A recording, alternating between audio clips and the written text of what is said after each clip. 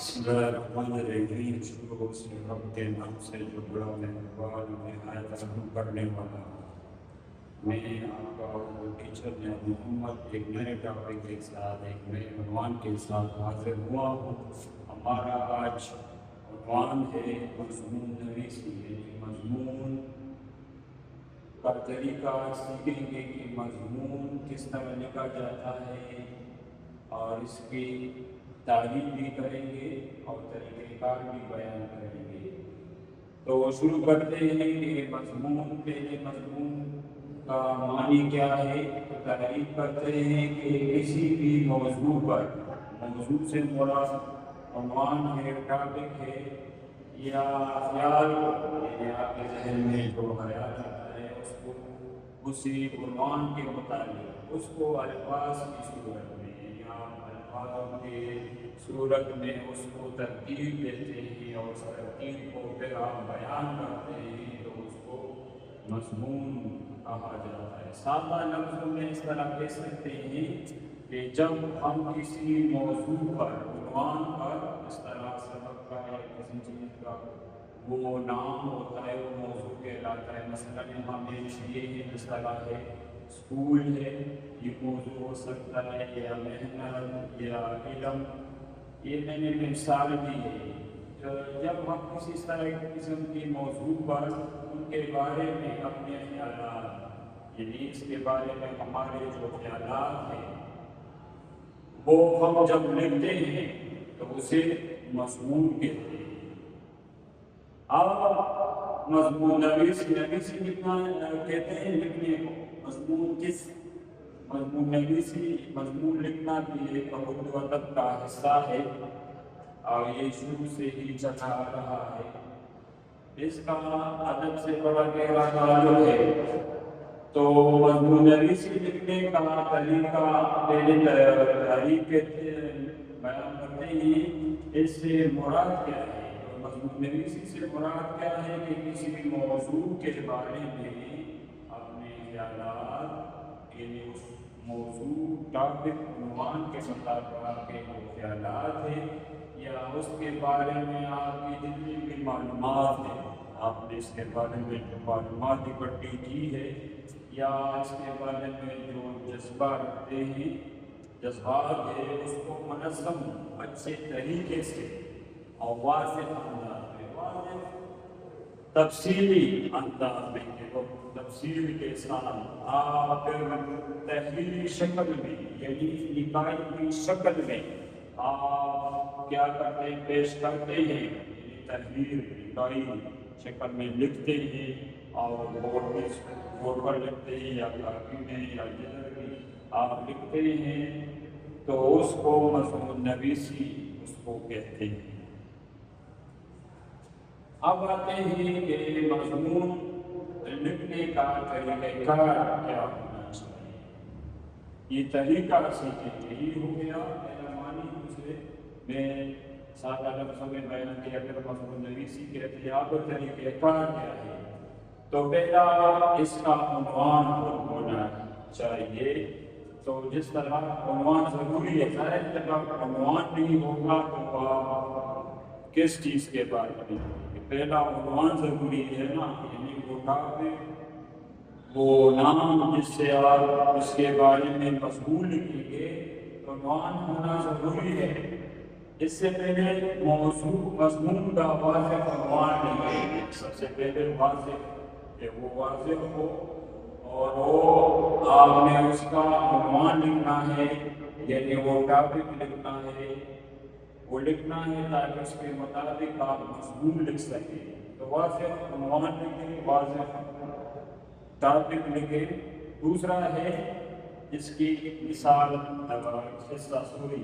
दूसरा इसका पहला हो गया वाज़ेह उन्वान होना चाहिए और दूसरा उन्वान मौजू के मुताबिक होना चाहिए।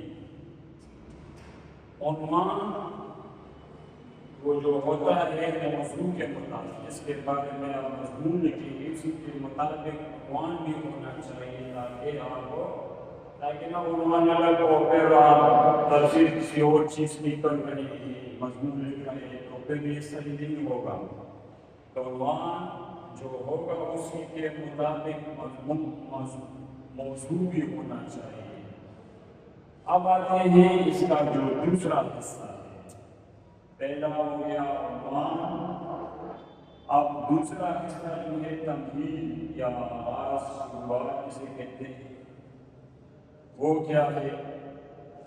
تو تمہید جب ہم کسی مضمون کی شروعات کرتے ہیں تو شروع میں اس موضوع کا عنوان کا مختصر سا تعارف کریں گے، تعریف کریں گے۔ یہ شروع میں اس چیز یا خواہ وہ شخصیت ہو سکتی ہے، خواہ وہ کسی تاریخی جگہ یا عمارت ہو سکتی ہے، خواہ وہ ملک ہو سکتا ہے یا کوئی چیز ہو سکتی ہے، اس کا مختصر سا تعریف کریں گے۔ مثلا کمپیوٹر ہے تو یہ جدید دور کا ایک جدید ایجاد اس طرح کہہ سکتے ہیں، یا موبائل ہو سکتا ہے تو جدید دور کا ایک جدید ایجاد ہے جس کی وجہ سے، ٹھیک ہے نا، تو یہ آپ نے آغاز کر دیا ہے، تو یہ تعریف ہوا۔ اگر کوئی شخصیت ہے، آپ جیسے قابل محمد شناح ہے تو اس کے بارے میں لکھتے ہیں تو آغاز کس طرح کریں گے؟ اس کا تعریف، مختصر تعریف یہی ہوگا کہ اسے قابل محمد جناح جسے بابا امام کہتے ہیں، جسے قومی رہنما بھی کہا جاتا ہے، تو یہ وہ اس طرح تمہید آغاز ہے۔ دوسرے اس کی حصہ ہے کہ قاری کو بتانے کے لیے کہ آپ کس بارے میں لکھ رہے ہیں۔ یہ قاری کا رہا جو مضمون کو پڑھنے والا ہے، وہ آپ اس کو بتانے کے لیے آپ یہ لکھ رہے ہیں کہ آپ کس چیز کے بارے میں یہ مضمون لکھ رہے ہیں، تاکہ وہ جب پڑھ رہا ہو تو وہ شروع سے اندازہ لگائے کہ یہ مضمون اس چیز کے بارے میں ہے۔ شروع میں آپ کا قائد اعظم کے بارے میں لکھ رہے ہیں تو تعریف کرنے تو سمجھ جائے گا قاری پڑھنے والا کا یہ اس نے قائد اعظم کے بارے میں ہے۔ اگر علم کے بارے میں ہے تو علم کی تعریف کریں گے، تو ظاہر ہے اس سے اندازہ کر لگائے گا پڑھنے والا کہ یہ جس نے مضمون لکھا ہے تو یہ مضمون علم کے بارے میں لکھا ہے۔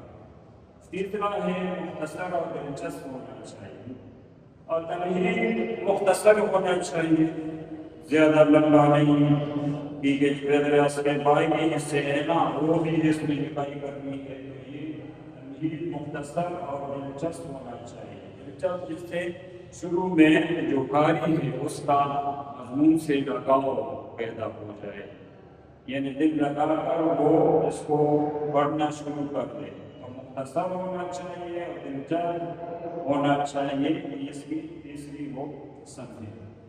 اب آتے ہیں مضمون لکھنے کا جو تیسرا حصہ ہے، وہ مرکزی حصہ ہے۔ تیسرا پہلے ہم نے پڑھا عنوان، دوسرا تمہید، تیسرا وہ مرکزی، یعنی جو مرکز میں حصہ ہے، درمیانی حصہ ہے، اس میں کیا لکھا جاتا ہے؟ یہ مضمون کا سب سے اہم حصہ ہوتا ہے، یہ مضمون کا سب سے اہم حصہ ہوتا ہے۔ کیوں یہ اہم ہوتا ہے؟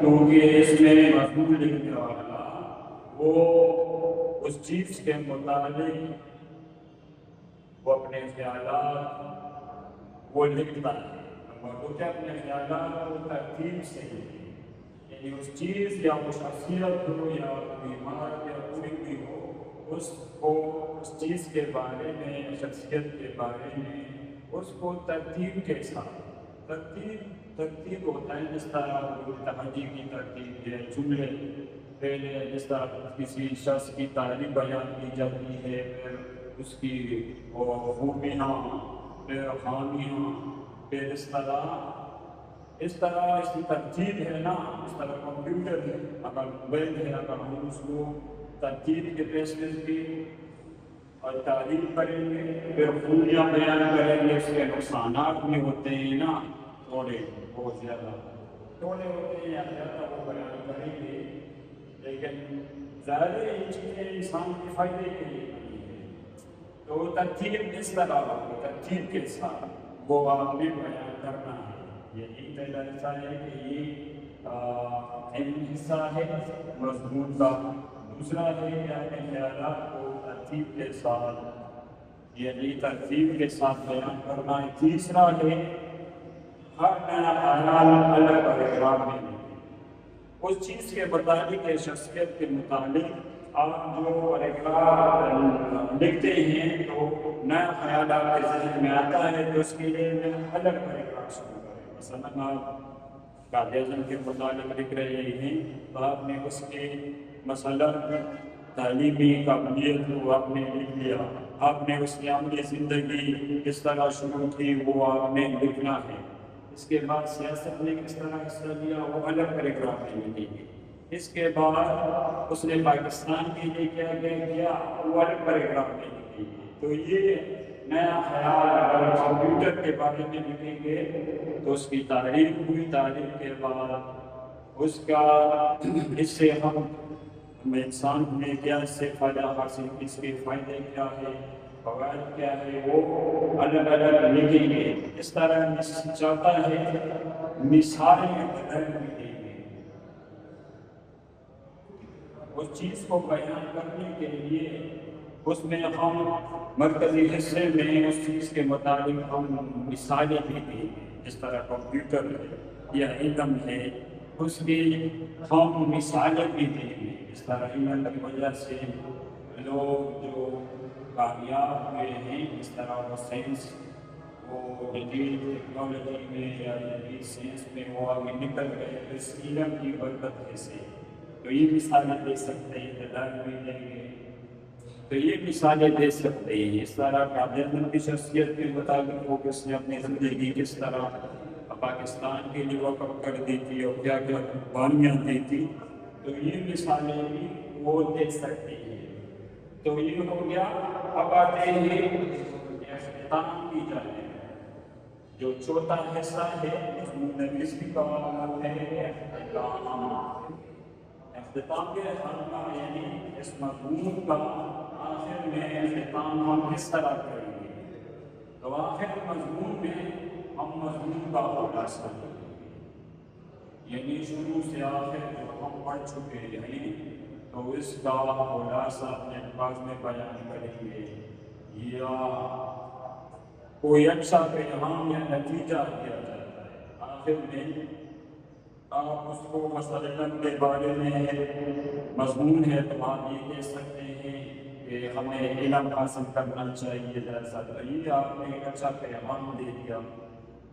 اور دوسرا اگر کمپیوٹر ہے جو اس کے بارے میں ہے تو ہمیں یہ جدید ٹیکنالوجی اپنانی چاہیے اگر ہم اپنے ملک کی ترقی چاہتے ہیں، تو یہ بھی اچھی پیغام ہے لوگوں کے لیے۔ اس طرح اگر قائد اعظم ہے اس کے بارے میں اگر اقبال ہے، اگر اقبال کے بارے میں اس کے لکھے کہ اس کے افکار سے، اس کے سوچ و فکر، اس نے جو پیغام دیا ہے نوجوانوں کو، وہ اس پر پیغام کو اس پر ہمیں عمل کرنا چاہیے۔ تو یہ اختتام اس طرح ہونا چاہیے۔ اب آخر میں یہ پڑھیں گے کہ اچھے مضمون کی خصوصیات خوبیاں کیا ہونی چاہیے۔ ایک اچھا مضمون کیسے ہم اس میں کوئلٹیاں ڈال سکتے ہیں کہ وہ اچھا مضمون بن جائے، کون سی خصوصیات ہونی چاہیے۔ نمبر 1 ہے آسان اور سادہ زبان، یعنی آپ اس طرح الفاظ استعمال کریں کہ وہ آسان ہو، کس طرح آسان کے قاری پڑھنے والا اس کو آسانی سے پڑھ سکے۔ سادہ زبان میں، سادہ زبان جیسے کہ عام مثلا جو زیادہ تعلیم یافتہ بھی نہ ہو وہ آسانی سے اس کو پڑھ سکے، جس طرح سادہ اردو میں، سادہ زبان میں وہ آپ استعمال کر کے لکھ سکتے ہیں۔ اس کے بعد اس کا دوسری خوبی درست جملے اور ترتیب ہونی چاہیے، یعنی جملے وہ درست ہونے چاہیے، ترتیب کے ساتھ ہونے چاہیے، اس کا طریقہ کار ہو، جس طرح درست جملے ہوتے ہیں نا، اس طرح جس کا مطلب واضح ہو جائے نا، اس کو درست جملہ کہتے ہیں، یا ترتیب ہو، جس طرح ترتیب نے بتایا نا کہ پہلے تعریف ہونا چاہیے، پھر اس کا آغاز کس طرح کریں گے، مرکزی بیان کس طرح بیان کریں گے، اس میں کیا کیا بتائیں گے، یہ ترتیب ہے۔ پھر تیسرا ہے موضوع سے متعلق باتیں، جو ٹاپک جو دیا ہے اس سے متعلق باتیں، وہ یعنی باتیں کیا ہیں، معلومات آپ کے پاس ہو، معلومات کا ہونا ضروری ہے۔ جب تک آپ کے پاس اس موضوع کے متعلق معلومات نہیں ہوں گی تو آپ مضمون نہیں لکھ سکیں گے۔ تو اس کے لیے ضروری ہے کہ معلومات آپ کے پاس ہو، وہ آپ اس کے متعلق باتیں کر سکیں گے یا مضمون لکھ سکیں گے۔ چھوٹا ہے مناسب آغاز اور اختتام۔ ایک اچھے مضمون کی خوبی یہ بھی ہے کہ آپ مناسب آغاز کریں، اچھے انداز سے۔ اچھے انداز سے یہ ہے جس طرح میں نے بتایا، اس چیز کے متعلق یا شخصیت کے متعلق آپ اس کی تعریف بیان کریں گے، یہ آغاز ہے۔ اور اختتام کیا ہے کہ یا اس چیز کا یا اس موضوع کا آپ خلاصہ لکھیں گے، یا اس چیز میں اس کے یا اس شخصیت یا اس چیز کے بارے میں لکھ رہے ہیں تو اس میں آخر اس کے متعلق کوئی پیغام دے سکتے ہیں۔ تو یہ اچھے مضمون کی خصوصیات ہیں جو ہم نے پڑھی۔ ہم نے پہلے تعریف پڑھی، معنی، پھر تعریف پڑھی، پھر طریقہ کار وہ پڑھا، آخر میں اچھے مضمون کی خصوصیات۔ میں امید کرتا ہوں کہ آپ اس مضمون کو لکھنے کا طریقہ کار وہ سمجھ چکے ہوں گے۔ السلام۔